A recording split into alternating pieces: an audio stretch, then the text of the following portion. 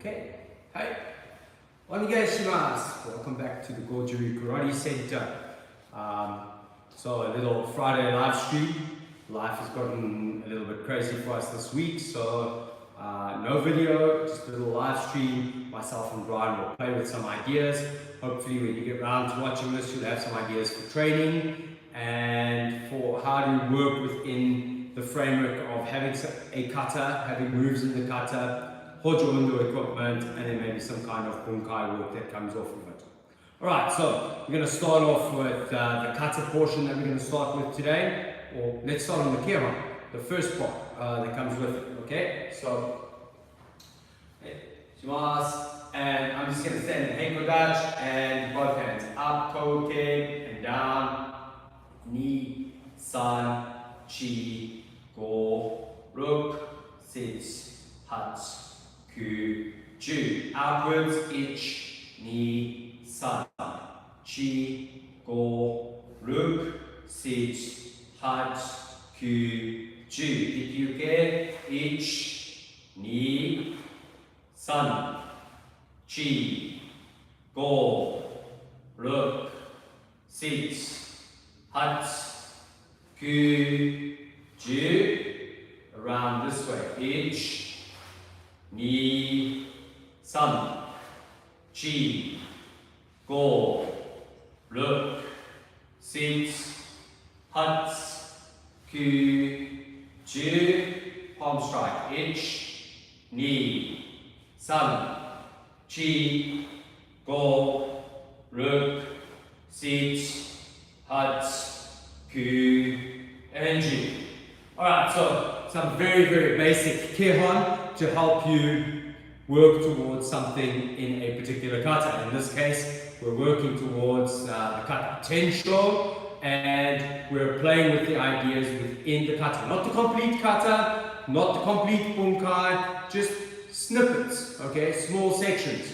So, we run through the kata, and I'm going to do tensho the way that we practice it, which might be a little bit different. Some schools start with the double chest block and straight away into the hands, and some schools start with double chest block and it looks like sanshin for basically 2 moves, and then it moves into this, okay? So depending on the school that you're in, you do tensho according to the school. You do what your sensei says. Alright, so in my case, here we go.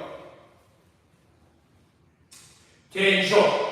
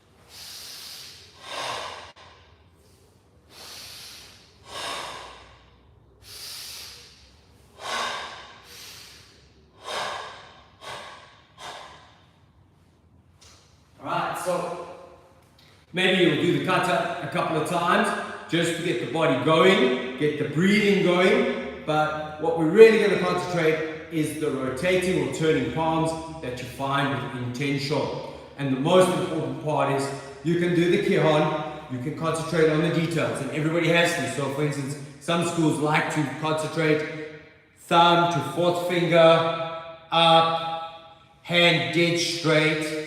In some schools, hands slightly this way. You concentrate on the details according to the school. Maybe thumb to ring finger or in between the fingers for out and in. Some schools, very much the fingers kind of curled up together. So let me do it with the left hand. Some schools, it's like you've got a fan. You do according to your school. Don't choose flamboyance for the sake of doing something because it looks pretty and you don't understand the underlying reason, and then get into trouble when you go to the dojo and train. So I'm going to do a quick deviation, and the idea being that if you've ever read maybe Peter Urban Sensei's book, The Dojo, one of the things you'll kind of get to see is that everybody starts at the bottom, everybody contributes, everybody sweats. This is somewhere in that book. The next idea is the reason you come to the dojo is 1, to get corrections, 2, to train with a partner, and 3, to use the dojo's equipment. And even though I don't necessarily fall in line with the USA Goju karate kind of mindset from Peter Urban Sensei, I do think that these kind of salient points are beneficial to everybody. So after a short segue, the most important piece there is that you need to go to the dojo and train, get corrections, then you go home and you practice. And maybe you use YouTube to augment it, to facilitate your further growth within karate. But you always return to the dojo, to your sensei, and you do as your sensei says, unless you get to the point where your path and the sensei's path go, and then you go happily from each other with good spirit, okay? And then you never forget your sensei. Even if you change, you never forget your sensei. Right, so we're playing with this idea of the wrists and of the hands and turning, and we're going to start off with a little bit of chishi, and the idea being where and what do I do to kind of strengthen my arms. And at this point I'm just going to play with the chishi, and I'm working on trying to get this wrist a little bit more flexible. So I'm using this to stretch my wrist a little, as well as improve my strength through my wrist. So we often do chishi and we don't know why we do chishi, but chishi is karate. And when we're training, what we're doing is we're physically and systematically conditioning joints and ligaments. So chishi can be dangerous. It can be something that can hurt the body. So you have to be careful. And if the dojo is the only place with the chishi, then obviously you go to the dojo using a chishi. Maybe you get to the dojo about 10 minutes early and you train a little bit extra. And sensei sees it, sensei remembers it, and somewhere it comes back to you. Alright, so a little bit of turning on the wrist. Another exercise we tend to do a lot of. We hold the chishi on the arm. And we practice hikyu-ken. We get used to the weight. We can also do it with the arm turning for conditioning on the arm. So now we're doing conditioning on that same arm, the bone and the ligaments and the tendons on that side of the arm are working. Alright, so keeping palm up the whole time, like we practice in our kata, then turning and rotating, turning and rotating, using the weight and the shaft to condition the arm as we go. So a couple of ideas there. We also tend to pull around and step backwards a bit. We pull, so we're practicing that technique as we go and pull. So I've taken segments of our movements that we practice within our chishi kata, and I would now practice them several times over. So I might run through 2 or 3 sets and work and try and improve my strength, my endurance, my physical capabilities. But now I've worked a little bit on the chishi, and the chishi has helped facilitate and try to help develop a little strength training. and this ties in with the traditional values of Goju, but fresh air doesn't make you better. Training with a partner is one of the most important things that you can do. So, hey, Brian is here with us, and we're going to run through and do some kaki-based exercises that help to condition the arms and the shoulders and the muscles in the arms, but you're also down into your stance. Okay, hey Brian, let's go. Onegashimasu. Come, let's go a little bit this way. Let's go right back. And yeah, let's start with good old-fashioned kaki. So, we do kaki-based ideas.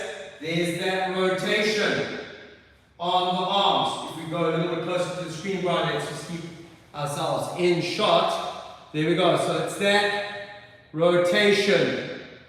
As we're doing it, there's a little bit of bone and arm conditioning.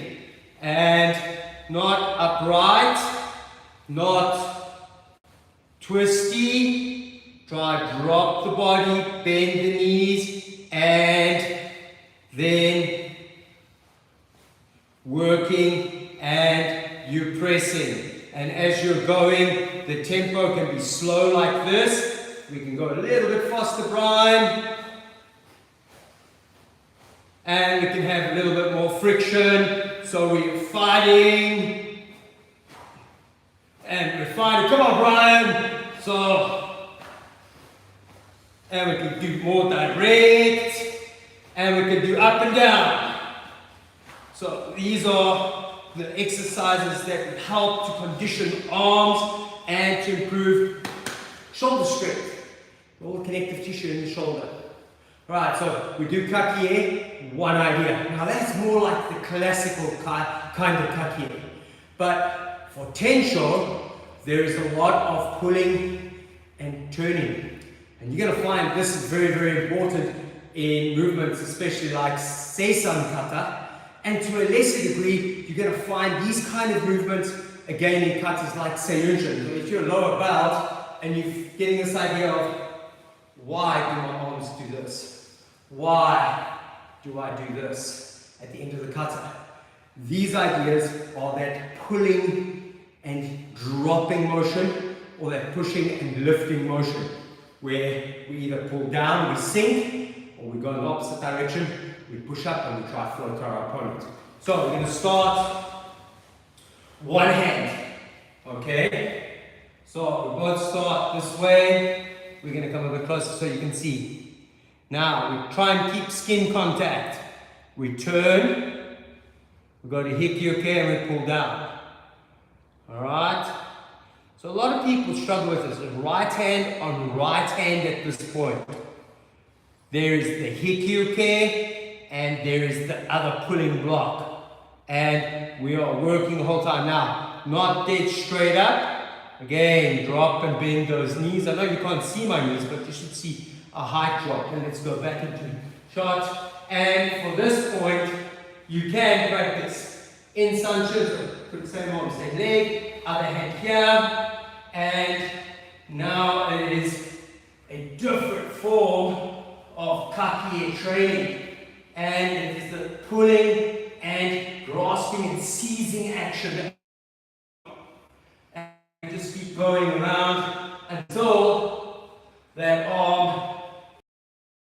And then we change and try keep contact.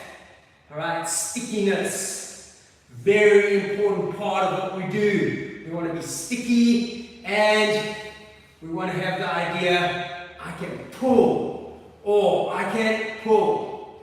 Alright? So this is the kaki exercise. Okay, so small segue again. If I go to seiyunshin and I do 1, 2, 3. In some schools, the action is big, the palm goes down and the hands come down. In some schools, the hand action is cross, press, pull. Each one has got its benefit. Knowing them all is useful because it gives you a couple of different ideas. But knowing what your school does is critical. You don't want to get to a grading or a test or to a lesser degree a competition and do it another school's way and then it gets held against you. So always make sure you do what your school is trying to teach. What I'm about to do is kind of in line with what our school is working towards. I might get it wrong. I'm human. So is Brian. But at least we own the mistakes when we make them, and we try to remedy and fix them as we go along. Hey Brian, let's go. So Brian is going to facilitate. Let's come down a bit, putting his hands out, and I'm doing 1 and 2. So let's use this hand for now. I'm not blocking. Brian is strong, unmoving. I am sticking and pulling and grabbing. Other hand, stick, grab, stick, grab. When the punch starts happening, it starts becoming timing. So, timing. And at this point, I'm doing it to the inside. The action will be slightly different when I go to the outside, because I start to press the arm past, and so I have a slightly different action. So, slightly different action. If I'm going to work towards the end point, and I start pulling and bending that wrist, then I'm getting to maybe why my hand is in that position. Alright, and these are the details that people need to understand. Your school might do this way. Everybody says, but why is that hand up? When you pull this way. It's because in this case, maybe we're bending the wrist, and the person's arm is now in this position, and that is affecting their ability to fight back, because we're starting to apply a little bit of a locking technique. So there are a couple of reasons it might be this way. It might not be his arm that you're pulling, it might be his head. So you've grabbed the back of his head and you've pulled him this way to get his whole head forward. There are a couple of good ideas why this hand might be in a vertical position and not in a horizontal position. I'm not saying one is more right or wrong than the other. Just there is a difference, and you need to know why that difference exists. And you need to train it against a little bit of resistance. So Brian, come back here. Let's put that arm up. Let's just move a little bit. So here's Brian's arm. Come Brian, strong. Okay, so we've got this kind of resistance. And I can be doing just one arm. So I'm coming up and around, grab. Up and around and grab. Up and around and grab. So at this point on our segue out of Tensho, I am using that movement there, and I'm trying to train it. And it's important to understand that what we find in Tensho may be in other kata. And the crossover is essential, because that's where the delicate nuance is found. And the way we treat the may differ. In one case, I might uppercut. In another case, I might do short or groin strike. It's any number of possibilities. So keeping that in mind, we've now been working on the single arm. Now we're going to move to double arm. So Brian, come this way a bit. There we go. We're getting shot nicely. Hands this way. You're doing hikyuke. That way. Right. So Brian does two hands hikyuke. Then he's going to come back. And this is what we're doing. So again, the ideas of Tensho coming through, and important now not to pull backwards to try and affect your partner, but try bend those knees, come down, and feel the elbows pull to the ribs. So a different form of kakie that we're practicing as we go. So you've got a training partner, you're outside the dojo, you're waiting patiently for sensei to finish teaching maybe the juniors or another class, and you can practice after warming up doing the kata, maybe you train with chishi a bit, and train with your partner, and make sure you're nice and warm, but also developing that strength and that sense of tactile responsiveness that comes with kakie. if we do Goju and we never do Kakye, we're missing a huge chunk of what gives us our unique flavor. You have to have all the pieces of the puzzle, all the pieces of the pie, to really get the inner essence of what Goju is about. So, we've done Kehon, fresh air. We've done the Kata, that section you go home with, that you practice at home. We've trained with the Chishi a little bit to improve our wrist flexibility. We've trained with a partner where it is hands on and it's resistance. It's trying to fight and to develop your strength between the two of you working, starting cooperatively with gradual increases in the resistance so that as you go, you both become stronger. Alright? You don't just start at maximum power, like imagine me, like nearly 50, going with like 5-year-old, like maximum power.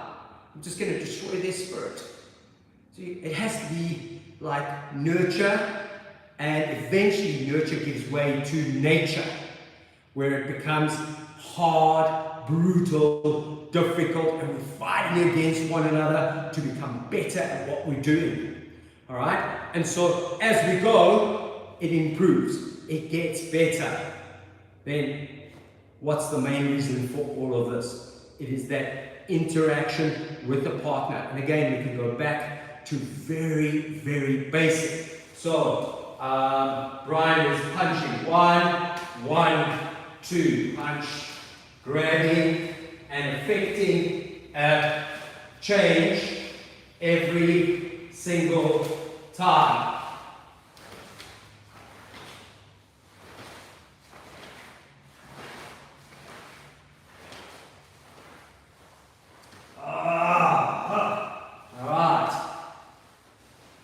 So maybe intercept, round, pull. We've got a whole bunch of sticky ideas.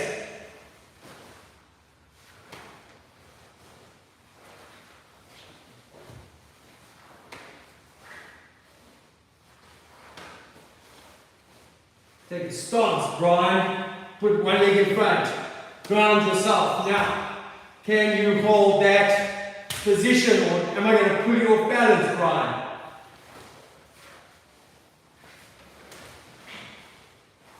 There we go. Trying to affect him. I'm not hitting him. I am trying to get that pull. Alright, so getting that pull right, keeping my posture, keeping him here, so that we can work together. Then we add in a counter and another counter. And then we let him block the counter as best as he can. And then we evolve and it becomes a flow draw. And we just do it over and over, and that way we both get stronger, more sensory aware of each other. Everything improves as we're going because we're getting that smooth, tactile kind of feeling. And it builds to the interpretation that I have of Randori, and that is continuous, maybe starting off soft and gradually becoming harder, fighting, sparring, where it is a tactical, strategical battle trying to bring out the best of Goju. Otherwise, the bigger guy is always going to win, and the guy who's just got a good punch and a good follow-up or a cross and an uppercut, who's got what it takes to knock you out every single time, they're just going to do that. They're never going to get better. That's what they've got, that's what they use to win. They win every single fight until somebody has the skill to stop it. And then they are stuffed, to put it simply, because they then run out of ideas. So we often have to forego the option of winning every single time so we can undergo learning. That is the essence of Goju karate, of all karate, is to learn and to become more knowledgeable about what you can and what you cannot do, what you can pull off and what you can't pull off all the time. I have a young guy in my dojo, I try to put an arm bar on him, the guy's got a set of guns. Put the armbar on, nothing. He's just looking at me like, yeah, whatever, sensei. That armbar is crappy. It's not working. I was like, oh. But he was so committed, I was able to pull him and push him around after that, and his eyes went big like saucers. He was like, oh, sensei, didn't think about that. And that is the difference between being able to get something right, realizing, hold on, I've made a mess of it, it's not working for me, adapting, improvising, and taking a different path. All right, Brian, let's go, let's come back. So, Brian, you're doing the punch, and I'm going to go to the inside. So we're going to do a bit of basic. Let's come down a little bit so we're more in shot, and do chest punch 1. So I'm going to keep you here, pull, strike. All right, so as he punches, block, pull with the same hand. So block and pull in one idea, and strike. The idea from here would obviously be twisting and turning the neck. So we go to the inside. 1, 2. It could be stop, and maybe I follow up with the knee, or twisting the hand, or the groin. So you take this as a kehon, and you work on it as a foundation, a fundamental. And then, so Brian, we go 1, and that hand comes 2. So there's that second technique. That hand comes to the chamber and then turns. And it pulls, and now there's the next movement in the kata. And we're in that position. Alright? My ribs are open. Brian's going to try and punch. That arm comes back. And maybe we can execute some kind of pull. And we can strike down. So this is how you should play and how you should develop it. So without making the live stream too long, alright, we've played with some foundation, some kehon. I did this because there was something I wanted to show. And then we went from there. Koke, we often spend our time doing 1, 2, 3, attacking the arm, or 1, blocking, blocking, blocking, blocking. See that hand? That's also koke. That's that hand pulling, hooking this way. Alright? So when I go 1, 2, and I move here, there's that koke. Now, 1, 2, or 1, 1. Alright? If I hit him here, you know, one hand, the other hand, just out of interest, okay? So, we're going to call it an end to our live stream. I see we're about 29, 30 minutes into it. 21 people watching at this point, 14 thumbs up. Thanks everybody. I hope you got something from it. I'm going to go look at the comments that have come through. I noticed a couple of big names popping up, and I hope you enjoyed a little snippet, a little bit of dojo time. And for those people who've stuck it out to the end, today was a cool day. I visited a very old sensei now, not in our area. I actually had to drive about 50 kilometers. And a couple of weeks ago, he said to me, are you interested in a few more toys? And I said to him, I'm always interested, sensei. And so this is the dojo's latest. Hopefully we can get it in. Acquisition. That way. There we go. Sorry, mind my hands, they're a little dirty. But 2 more Congo Ken. So my adult students are going to train super hard in the coming future. I promise them they will not collect dust. And that way we can make a big positive difference.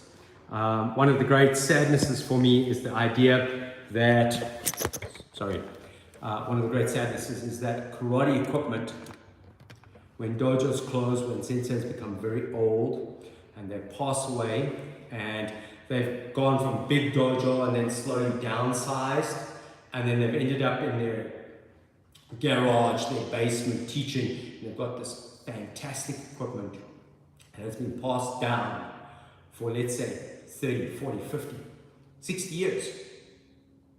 Sensei suddenly passes away. Wife doesn't know what to do, or children don't know what to do with the equipment that they find, and it ends up in the scrap heap. for me, this is like, it's like giving away heirlooms and like sticking them on the pavement and giving away your heirlooms that your family have struggled to get. It really, I would love to make sure that everybody has the opportunity to train the congregants. So, very important idea within your communities, wherever you are in the world. Keep your eyes, ears open, keep good relationships, and when the time comes to pass it on, we should be passing on the privilege of having these bits of equipment so that the next generation can use it. Good equipment will last 10 lifetimes and we will get great wear and tear out of it. And that's something I would like to see happening more and more. I know in South Africa there were probably 50 or 60 of those very beautiful, perfectly shaped congregants made. And to date, I only know of a handful of dojos that actually have them, and they're incredibly rare. And for me, we're technically speaking, between myself and my friend down the road, since in Mario Sequeira, Palm Court, we have got 4. They're all the same weight and size, but I do know that there was 2 other sizing options. I've only trained with them when I was a youngster and seen them in the occasional dojo, and if I get my hands on them, I'm not parting with them until I'm old enough, and then my students will get to recycle them. Alright, that's it for today. Have an awesome weekend, everybody. Come, Brian, let's think about it. Arigato gozaimasu. Hey, come on in, shot Brian. Arigato gozaimasu. Thank you very much, everybody. Have a lacquer weekend. Cheers, we're out of here.